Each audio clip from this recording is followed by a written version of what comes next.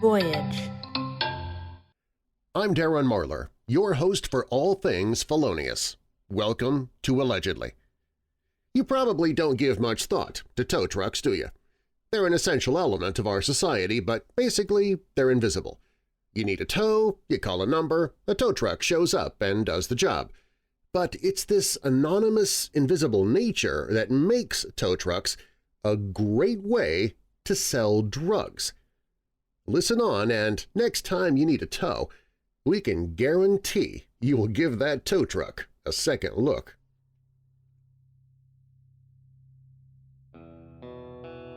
When I got out of prison on a street dealing charge, I got what was supposed to be a straight job as a tow truck driver. Turns out, being a tow truck driver is a great way to sell drugs. This is James LaRoche. That's not his real name. None of the names you'll hear in this episode are real, but all the stories are.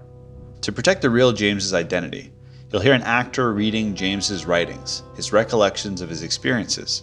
James's life as a drug dealer had an unexpected start with an injury to a very delicate area. As per the accident, I remember it so clearly. It was October. I was in high school. I'd been hitting the labor halls pretty regularly, and my pops took notice to my work ethic and said, "I can't afford to get you a car, but I can afford to get you a motorcycle." I didn't want my first bike to be bought for me by my dad. Plus, I didn't even know how to ride a motorcycle, and the ATV I had as a kid was an automatic. So I settled on a moped because it was an automatic. My dad was confused, but was happy that mopeds were even cheaper than motorcycles. We found a cheap Chinese scooter online in the Austin area. Anyway, I went to bed that night, woke up and went to school, came home, waited on my dad.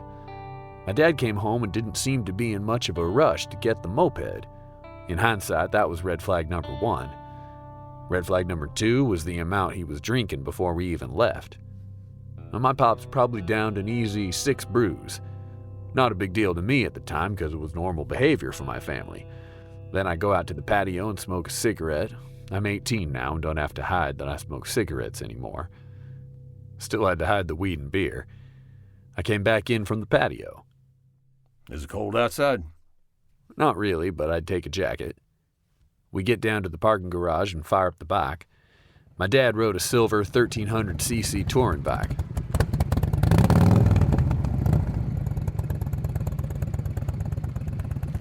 Should we take the helmets? Should we take the helmets? This question I remember being asked, but I don't remember who asked it. And I remember we both thought about taking the helmets, but we both decided not to. There are no helmet laws in Texas. Wearing a helmet is the rider's choice. While some think this is a perfect example of Southern stupidity, I honestly believe that I would have died if I was wearing a helmet, and I will explain why. Big helmets serve as a counterweight, and that's not always to your favor. The way we crashed and the way I was catapulted off the bike into the air, my helmet would have served as additional weight and would have counterbalanced my natural balance, and I would have likely landed on my head, and my skull would have broken into a bunch of pieces, and my helmet would have just been a fancy soup bowl, holding my floating brain from leaking out of my head. However, because I wasn't wearing a helmet, I still had my natural balance. And I knew, don't land on your head. So we didn't take the helmets. We're zooming down the highway, and if I remember correctly, my pops is still drinking. And we check out that moped. I don't really remember what the seller's place looked like. I just remember not wanting to be there. My dad was making fun of me for wanting the moped and was being your typical drunk Texan dad. After about 30 minutes of ridicule, we agreed to pick up the moped next day, and I was going to ride it home. So we're hauling ass down the road. We get to a stoplight, and before we come to a complete stop, my dad lays down the bike and it dumps both of us. The bike had a high center of gravity and therefore had these fins designed for just that. But because the bike was so heavy, it took both of us to lift it. I shot my dad with a dirty look. "Come on, man." Come on, help me lift it. So we lift the bike, I hop on the back, and we're flying down the road, and we have green lights all the way down the line. Things are feeling better, like thank God, green lights. Now I can finally go home, do my homework, get my moped, or so I thought. On one of our green lights, a Beamer pulls out in front of us, and we T-bone the car at about 55, 60 miles an hour. We were doing 70 miles an hour, but my dad was able to grab a couple of gears before the impact. The sounds of the gears whirring and the RPM spiking was nerve-wracking. Sounded like screaming steeds wheeling a death chariot. Then came the bright light from the headlights. A second before impact, I observed my father closely, and time seemed to slow down. Every muscle of his stout and stocky 6 foot, 220-pound corn-husking body tensed up. It was as if he was trying to pull the bike straight back, helpless. My eyes got big, and the light from the headlights casted a shadow to where all the color from our jackets, jeans, boots, and socks turned into a dark silhouette, and the last bit of color was blood orange from the light motorcycle gauges. Then, my father laid out the famous Texan farewell known across the land that starts with "fuck" and was dead before he could finish with "you." And we plowed straight into the son of a bitch. The sound of the crash was horrible, and my father's back served as a launching pad because I remember my knees brushing up the back of his jacket, and I was catapulted over the car, flew through the intersection, and like Superman, all the color came back to life, and I flew so high and so far up in the air I was able to wriggle my body like a little Siamese cat, and I actually tried to land on my feet running. I put my foot down, and then physics took over, and I went splat. It started with my right boot, but the ground came out from under me, and I turned over to roll on my right shoulder. But when I hit with my back and shoulder, I bounced back up and tumbled like a tumbling tumbleweed, and then came to a stop in the sitting position. I never once hit my head, and I didn't have any broken bones, but my balls hurt so bad. Oh, so bad. My balls! Problem was, I didn't have any words because my voice was gone. Not quite COVID gone, because I could still kind of talk, but I sounded like a cartoon mouse.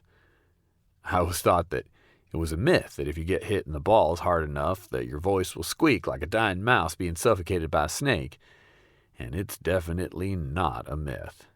It's a fact. Now I had two problems. My balls hurt more than they had ever hurt before, and my cries for help were mere squeaks in the wind. Then I look over to my dad, and he's lying on the road, lifeless, with blood pouring out of his face and onto the asphalt. He's not moving, he's not screaming, not even twitching. His limbs are sprawled in different directions, and he looks at peace, like if he were in a deep sleep. And the blood keeps pouring out. And now I had three problems. My balls hurt more than they had ever hurt before. My cries were mere squeaks in the wind. And my dad was dead. My voice came back not long after a good couple series of squeaks, and I cried out for my dad. I tried getting up a couple times to go see him, but failed, and I just laid on the asphalt screaming my balls at the top of my lungs. Happy that my voice was back, but I bellowed out in anger and agony. My balls! My balls! Ah! My balls! I'm gonna sue you. I'm gonna sue you so hard. My balls.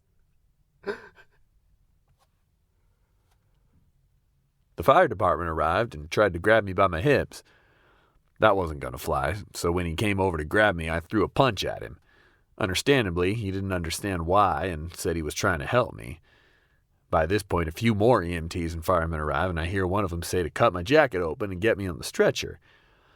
The EMTs come up to me with big silver scissors, and as they approach, I start swinging more punches at them and scream, "No, don't cut it!" The EMTs are getting frustrated and make me a deal. One of them says, "I tell you what." And it should be known that the "I'll tell you what" is a phrase common amongst Texans. "I'll tell you what."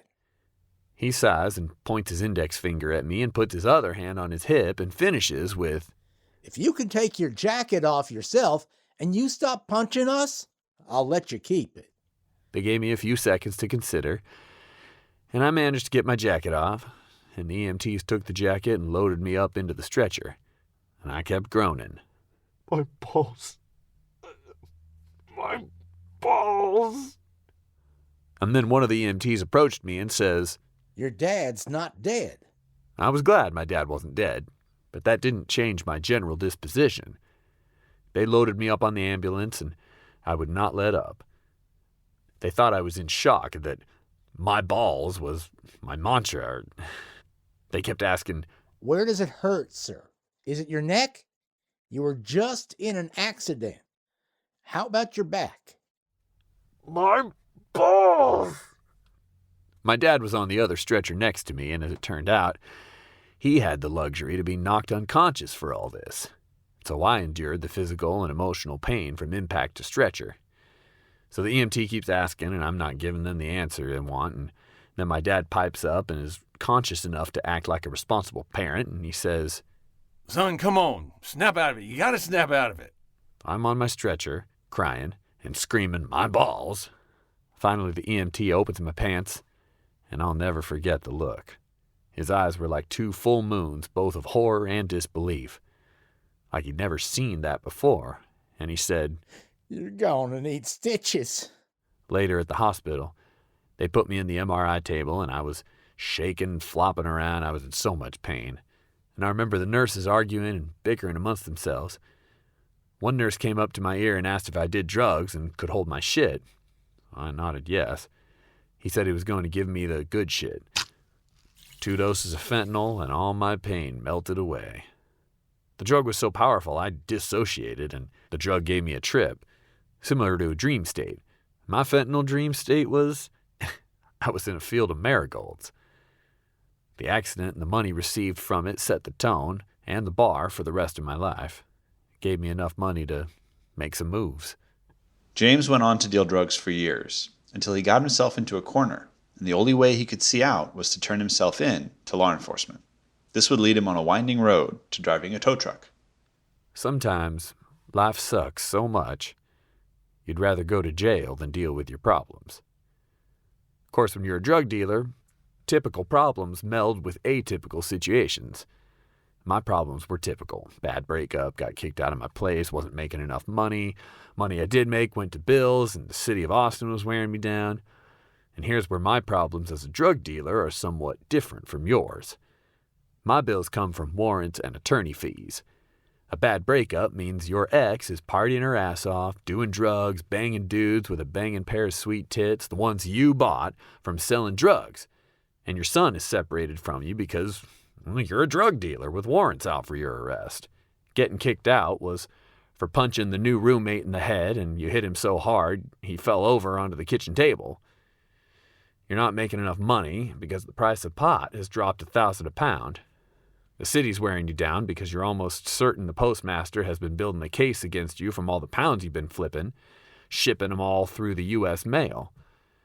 You can't deal anymore, and jail actually seems like a good idea because you're about there from mailing packages filled with drugs, and it's time to lie low.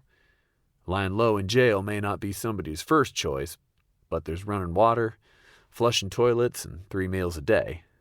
They ain't hot, but they're free. And whatever problems you do have, well, you don't anymore because you're in jail. And jail comes with its own set of problems. Some thugs think turning yourself in is stupid, and that depends, but street dealing is most definitely stupid. I've had a thug in Vegas try and pull a gun on me for $20. With street dealing, you could come back with the rent money in a day or not come back at all. It's extremely dangerous, and I was good at it, but New Orleans was better. New Orleans put me in check, big time. See, Louisiana is a different kind of state. They don't have counties, they have parishes. And Orleans Parish isn't a jail, it's a prison. And the difference between a jail and a prison are night and day. People who go to jail don't want any real trouble because they're going to be getting out relatively quick, like a week, 6 months, maybe a year, 2 tops. But people in prison do want trouble because there ain't shit else to do, and they ain't getting out anytime soon, if ever. Typically, you go to jail first. You do a little bit of time, bond out, or are let out on your own recognizance. And if you fucked up big, you spend all your time in jail praying you don't go to prison, so you don't want any problems. New Orleans cuts out the middleman and throws everyone into one fucked up prison. #OPP, y'all. And OPP, from its foundation to the roof, is nothing but trouble. And the guards run the place like it's a prison, and the inmates border the edge of barbarians. I went to the Hilton of OPP, and I still think the feds should take over the facility. But I didn't just go to OPP right out the rip. I was able to put 4 years between me and the initial charge and did my thing in Texas. 4 years later, and with the price of pot plummeting, I turned myself in, broken-hearted with nothing in my name but 3 pounds of herb I had stashed away in Austin. So why would I turn myself in and not sell the 3 pounds? Well, because the postmaster had already seized a few packages with some pounds in them, and that was bad. That puts you on the radar, and even worse was, I spent all my drug money on a pair of tits, a couple apartments, sushi, and day trips. It sucked, bro. Those titties, my son, that money, on those drugs and the postmaster seized, were never coming back. Losing my son was the hardest part, and the cherry on top was herb had dropped $1,000 a pound, and I was going to have to get a real job to pay my child support after I got out of jail. But I didn't go to jail. I went to a prison. Word of the wise, don't go to prison with a broken heart. You will not thrive, and the inmates will smell it. And from there, it's only a matter of time before you're fucked, maybe even up the ass. OPP is a sinister place. And when I got out, I realized I am never going to commit another felony in the state of Louisiana again. But by doing the right thing and turning myself in, I copped some respect from the staff, and I'm convinced Orleans Parish did me a solid and let me out earlier than they should have. I thought I was going to be there for 6 months, and I was out in less than a week. I even got my money back from my attorney because he didn't show up to my court date. So with the refund from my attorney and the 3 pounds I had waiting for me in Austin, I got a job driving tow trucks, and by doing the right thing and turning myself in, I was rewarded. Big time. Because I learned how to be a better drug dealer from the people who trained me driving the tow trucks, one of them being a cop, the other a criminal. I took a few plays out of both their books, also developed a new drug habit, but that play came out of my own book. That new drug habit was morphine tea. James was trying to stay sober except for morphine tea, which he'd used throughout his towing job. What is morphine tea, you may ask? What is morphine tea? So, morphine tea is derived from a cold water extraction of unwashed poppy seeds. The best seeds are straight out of Afghanistan. They produce 80% of the world's opium supply, and most of this opium is used for making heroin. Here's the part people neglect. Every one of those pods used for extracting opium is filled with wondrous poppy seeds, which have been marinating in the opium latex within the pod. After the opium latex has been harvested, the pod dries and the seeds are protected. Crack open the dried poppy pod and you have 100% pure, unwashed poppy seeds. Now, you're not going to do any of this yourself. All of what I've mentioned is tedious and requires cultivation. You're looking to buy the seeds off the World Wide Web. I'm not going to tell you where exactly to get them, but I will tell you what to look for. The best morphine tea is derived from the freshest seeds, and when you rifle your hand through a bag of fresh, unwashed seeds, they should feel oily, be dark in color, and have a strong nutty aroma, and leave a light film over your fingers. Only hit 2 of the 4 marks, you get ripped off. Hit all 4 marks, and you could be seeing Jesus later that afternoon. You can totally overdose and die off these seeds. I've overdosed more than once, and it's painful. 1 dose equals 2 shot glasses worth of unwashed poppy seeds, poured onto 12 ounces of cold water inside the 16-ounce water bottle. Then you shake the bottle for 5 to 7 minutes, turn the bottle upside down, crack the top of the water bottle, and squeeze the wash into your cup. Now be careful not to get any seeds into the cup you're going to be drinking out of. The cold water bleeds out the trace amounts of morphine from the seeds, which adds up to a sizable dose of morphine. Poppy seeds which have been washed won't work, or won't work as well. At the end of my addiction, I learned that I bought and used more poppy seeds than what a commercial baker goes through in a year. It takes a lot of seeds to support the habit, and your dosage will only increase the more you use, but shit works. You'll fail a drug test and eventually overdose. It's just how it goes when you roll the dice with substances that kill. James started his job as a tow truck driver and needed to be trained. He was in for a surprise when he met his trainer. How'd you wind up doing this? I'm still active duty. Narcotics. I just do this on the side. No shit. Yep. How long you been a a cop? About 10 years now. Ever arrest any tow truck drivers? Actually, come to think of it, no. Well, not that I know of. Look, the job's hard enough. I can't imagine doing it high. I was completely strung out during this conversation, but I remember everything she said. Sure, totally. Look, busting someone for selling $200 worth of weed is a part of the job, and we do it all the time. And if we can impound their car, even better. But it's not really a good use of police resources. Too much paperwork. You might as well just give the guy the $200 and let him keep their car. Did you ever smoke? Between us? Of course. Sure, in college. I don't have a problem with it. I'd still smoke now if I could. Wait, so what's a good arrest then? Every dog has its day, but mostly people who hurt people. If you're not hurting anyone, if you're not intimidating anyone, if your customers like you, you're probably good. At the same time, we have to use the little ones to get to the big ones. It's what we do. One fish could be the supplier of 100 little fish. Narcotics cops want the big weight, the noisy kind. While James got the viewpoint of law enforcement through one coworker, he got the criminal perspective from another. Freddie was a crook from birth, born into the ganglands of South Austin. If the system had a world tour, he toured every venue. Juvie, jail, state jail, and a little bit of prison. He came from a family of bloods, and doing time was part of the process, and the process came with handcuffs, jail time, criminal records, and ankle monitors. When I met Freddie, he was on the monitor. It was sort of a genius loophole. He couldn't be a gang affiliate for the time being, but the state didn't say he couldn't work. So Freddie hustled for the gang while on call for the tow company, and the state couldn't contest his whereabouts because wherever he was part of the job. Freddie taught me a lot, and we hit it off well. He respected that I wasn't clicked up with a gang and that I had my own thing going. What I learned from Freddie was worth its weight in gold because I never got busted, and it was easy, so easy to take care of everything in the truck. It was like having a license to kill, and I sold the kill out of the truck on a regular basis and nobody suspected a thing.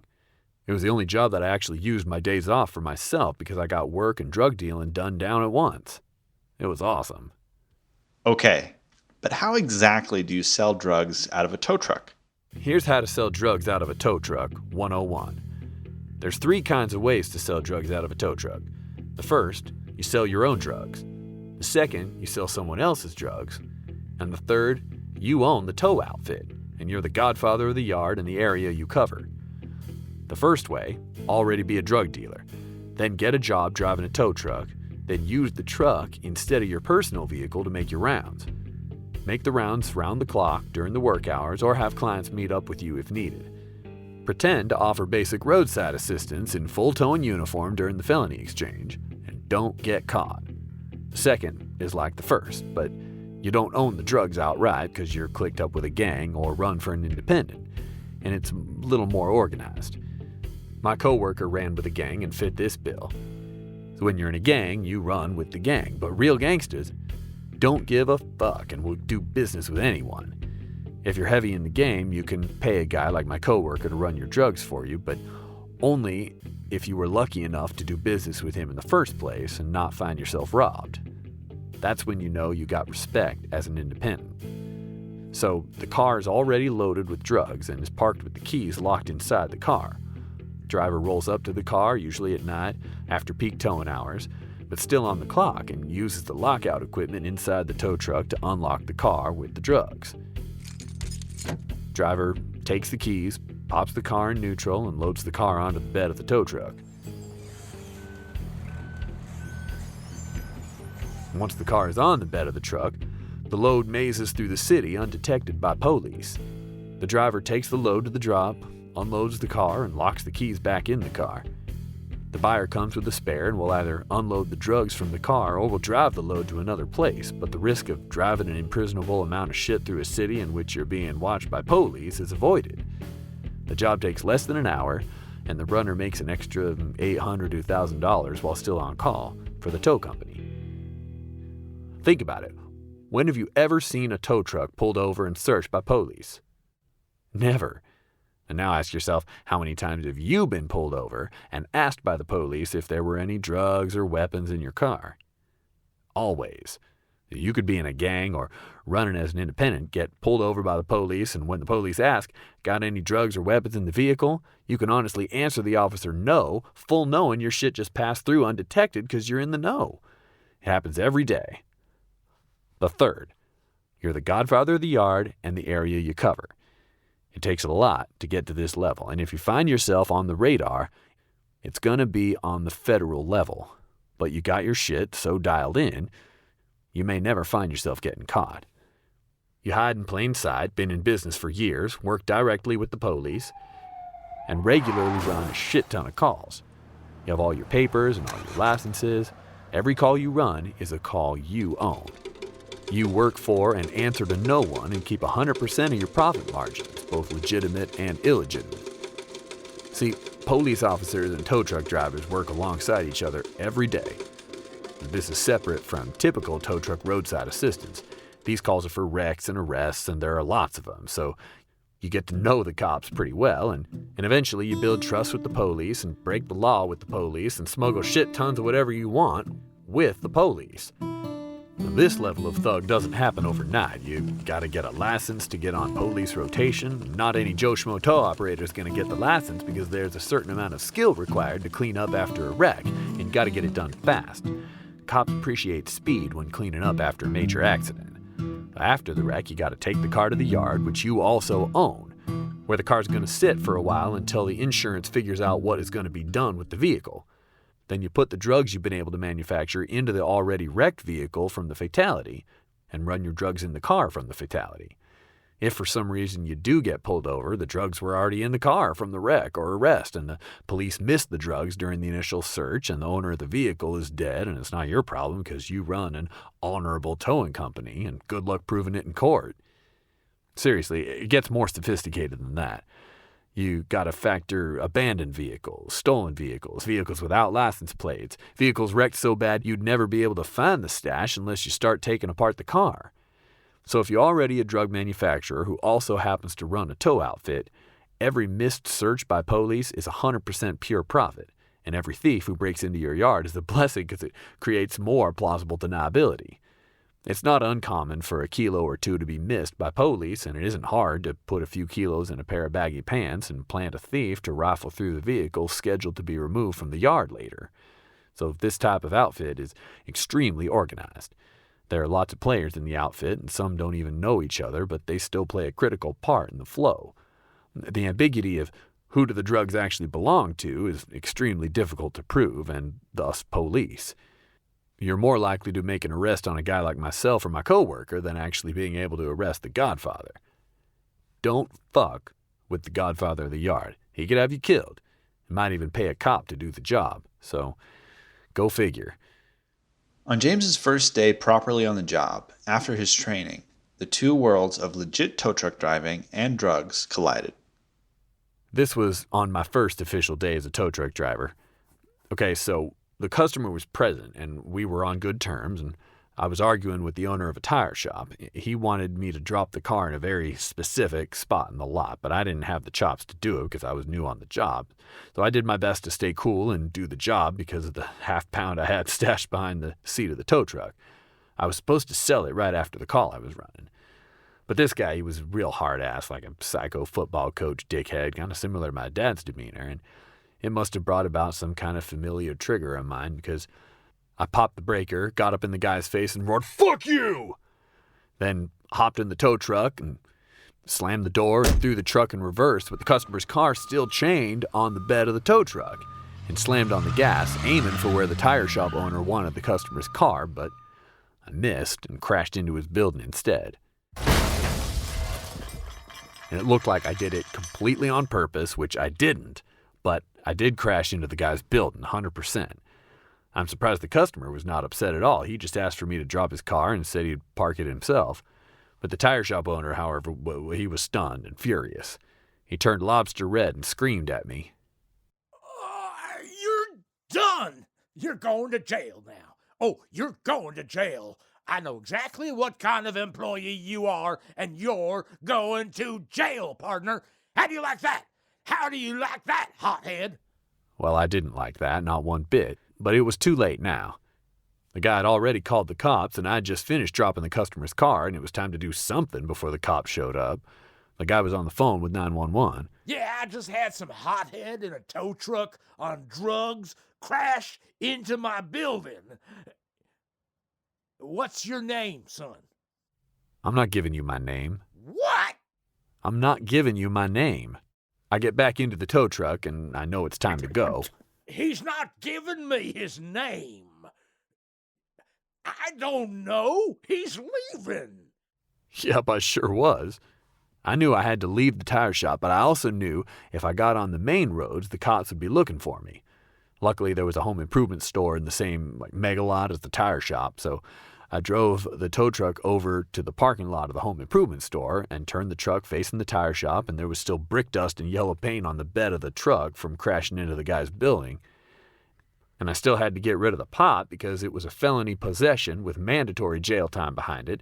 I had just gotten out of jail in New Orleans and had just gotten this job. So I waited in the truck a while till I didn't see any customers in the parking lot and hopped out the truck with the half-pound in my computer bag and stashed it in some bushes in the parking lot. I called my boss and he told me to hold tight. He also told me that some of Freddie's cocaine might still be in the truck and I couldn't find it. That part sucked, but what could I do? 4 police units and a narcotics officer showed up.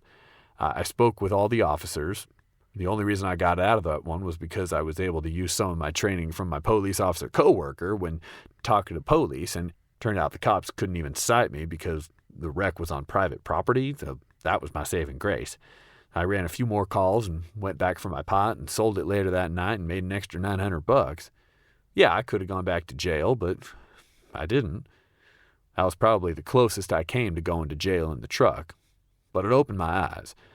The truck was like having an invisible cloak, and I did well for myself in the truck. It was fun, easy, and provided a lot of safety for what would normally be deemed as risky behavior. James's life would go on without a dull moment as he continued to deal drugs and use drugs until he got sober, including from morphine tea, and got work in the legal marijuana business. Today, James has been sober for more than a year. We asked him what his hopes are for his future. Here's what he said. I used to think I didn't have a future, none whatsoever. I've blown through a stupid amount of cash, more than most people will ever see in their lives. I've burned and ripped off and robbed and have had worse happen to me, figure it as karma. The principle applies regardless of how you get your money. There is no thugster paradise. You will lose more times than you win. If you're lucky enough to not find yourself dead, behind bars, or on the run, you can stop. It's hard to stop, it really is. There's more to all this shit than just the money. It becomes a lifestyle, an addiction, a curse. But in Nevada, while I was learning to deal blackjack, I found that while sometimes life sucks so much you'd rather be in jail, while other times you meet the woman who was able to love you for all of you and open your eyes to the future, into having a future. I'm going to get married, reconnect with my son, cultivate my own brand of cannabis, and publish a book. I've learned so much from the outlaws and hippies, thugsters, and cops from my 11 years in doing what I did, and it would be a damn shame to let it all go and not share. Allegedly is a production of Voyage Media. The series is produced by Nat Mundell, Robert Midas, and Dan Benamor, in association with Darren Marlar's Weird Darkness. This episode, Don't Look in the Truck, was directed and produced by Dan Benamor, written by James LaRoche, edited by Thomas Culleton. Original music by Derlis Gonzalez, starring Ben Van Diepen as James. Additional cast credits in the show notes. Keep an eye out on the show notes for updates on James's writing. He's planning a book of essays, and we will update the show notes with information about that when available. If you're enjoying the show, please leave us a 5-star review on Apple Podcasts or anywhere you're listening, and subscribe now for future episodes.